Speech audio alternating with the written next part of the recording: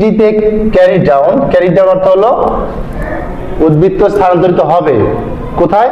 পরবর্তী মাসে। আর বিডিতে broad BROUGH broad ডিতে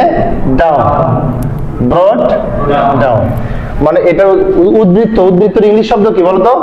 ব্যালেন্স আমরা ব্যালেন্স বুঝি, ব্যাংক ব্যালেন্স, ব্যালেন্স ওই ব্যালেন্স, আমরা ব্যালেন্স বুঝি কিন্তু উদ্বৃত্ত বুঝি না, তাই না? একটা সহজ ভাষা আছে জের, তাই না?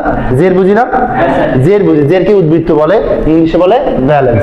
সেই ব্যালেন্সটা পরবর্তী মাসে স্থানান্তরিত হয়েছে, বিডি মানে উদ্বৃত্ত স্থানান্তরিত হয়েছে, লেখা থাকবে ব্যালেন্স বিডি মানে উদ্বৃত্ত স্থানান্তরিত পরবর্তী মাসে হয়েছে।